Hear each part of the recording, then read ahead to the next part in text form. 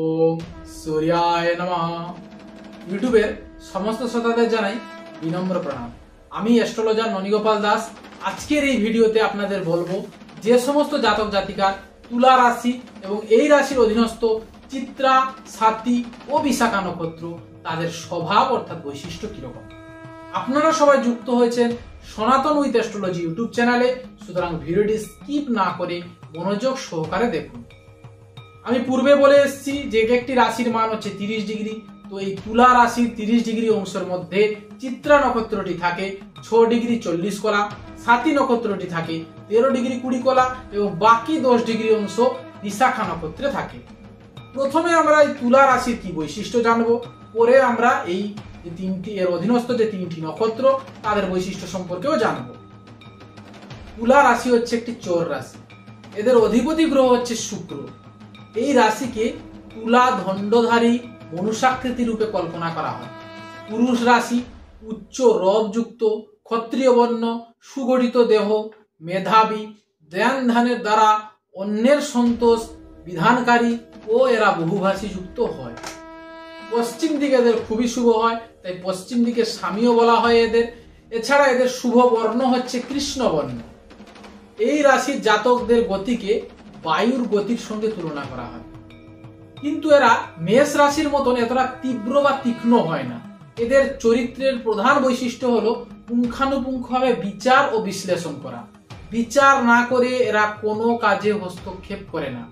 যুক্তি ও বিবেচনার সঙ্গে সঙ্গে এদের মধ্যে চঞ্চলতাও দেখা যায়, কিন্তু মেষ রাশির মতন এদের মধ্যে হঠকারিতা জিনিসটা থাকে না।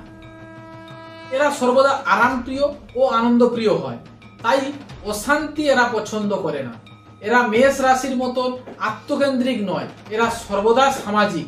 পরিবার ও সমাজ এদের কাছে খুবই প্রিয়।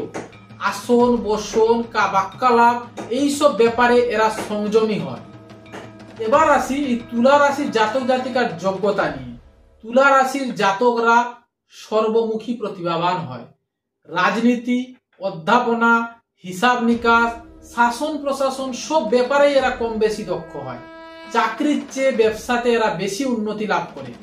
ভাগ্যর দিক দিয়ে এদের ধনসম্পত্তি ও ভাগ্য উন্নতির যোগ বারবার দেখা যায়।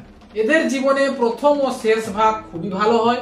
এদের বয়স যখন 28, 34, 41, 47, 51, 57 তখন এদের ভাগ্য পরিবর্তনের একটি সম্ভাবনাও থাকে। তুলা রাশির জাতকদের বিবাহিত জীবন মধ্যম প্রকৃতির হয়, খুব একটা সুখের হয় না, কিন্তু বিবাহের দ্বারা এদের অর্থপ্রাপ্তি ও উন্নতির যোগ আছে। যে রমণীর জন্ম মাস বৈশাখ, জ্যৈষ্ঠ, আষাঢ়, কার্তিক কিংবা ফাল্গুন অথবা জন্মতিথি শুক্লপক্ষের দ্বিতীয়া, ষষ্ঠী, দশমী বা কৃষ্ণপক্ষের নবমী ও ত্রয়োদশী তাদের সঙ্গে যদি তাদের বিবাহ হয় তাহলে খুবই শুভ হয় এবং বিবাহিত জীবনও খুবই শুভ হয়। স্বাস্থ্যের দিক দিয়ে দেখতে গেলে তুলা রাশির জাতক জাতিকারা স্বাস্থ্য দিক থেকে মোটামুটি ভালো। অতিরিক্ত গরম ও ঠান্ডা এদের জন্য ভালো নয়। গলা, হাঁটু, মূত্রাশয়, লিভার ও ফুসফুস এদের দুর্বল অংশ। এছাড়া এই রাশির জাতক জাতিকারা চর্মরোগ ও অম্বলজনিত ব্যাধিতে ভোগার সম্ভাবনা থাকে। এবার আমরা এই তুলা রাশির অধীনস্থ যে তিনটি নক্ষত্র তাদের বৈশিষ্ট্য সম্পর্কে জানব। প্রথম নক্ষত্রটি হচ্ছে চিত্রা নক্ষত্র। কন্যা রাশির 23 ডিগ্রি 20 কলা থেকে তুলা রাশির 6 ডিগ্রি 40 কলা পর্যন্ত এই নক্ষত্রের অবস্থা। এই নক্ষত্রের প্রতীক হচ্ছে সাপের মাথার মণি। অধিপতি গ্রহ হচ্ছে শুক্র, কিন্তু কন্যা রাশির ক্ষেত্রে বুধ। দেবতা হচ্ছে বিশ্বকর্মা। এরা রাক্ষসগণ মূলত হয়ে থাকে। চিত্রা কথার অর্থ হচ্ছে চারু শিল্প। বুধ ও শুক্রের সকল সদ্গুণ এই নক্ষত্রের মধ্যে লক্ষ্য করা যায়। এরা ক্ষমাশীল হয়, শান্তজন, প্রতিপালক হয়, দয়াবন্ত হয়, দন্তরোগী হয় এবং এদের কপাল স্থূল প্রকৃতির হয়। এরা আড়ম্বর জিনিসটাকে খুবই পছন্দ করে, তেমনি সবাইকে নিয়ে আড়ম্বর করা অর্থাৎ সবাইকে নিয়ে সুখ উপভোগ করা এদের একটা প্রকৃত বৈশিষ্ট্য। এরা বাণিজ্যে তেজস্বী হয়, অল্প শত্রুযুক্ত হয়, দেহ এদের লোম এবং তিলযুক্ত। এদের হস্তে মূলত মৎস্য চিহ্ন লক্ষ্য করা যায়। বিংশোদরী মতে এই নক্ষত্রের জাতকরা মঙ্গল দশায় জন্মগ্রহণ করে। দ্বিতীয় নক্ষত্রটি হচ্ছে স্বাতী নক্ষত্র। কন্যা রাশির 6 ডিগ্রি 40 কলা অংশ থেকে 20 ডিগ্রি অংশ পর্যন্ত এই নক্ষত্রটির অবস্থান। অধিপতি গ্রহ হচ্ছে শুক্র, দেবতা হচ্ছে পবন, তাই এই নক্ষত্রটি পবনাকৃতি। সাথী অর্থ হলো চঞ্চলতা, সর্বদা চঞ্চল বায়ুর মতন। এরা ব্যবসায়ী ও ক্রয় বিক্রয়ে খুবই কুশলী হয়, কিন্তু এদের ধনসম্পত্তি স্থায়ী না।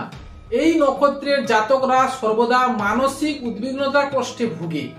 এরা প্রয়োজন হলে কপটতা ও মিথ্যার আশ্রয় গ্রহণ করে।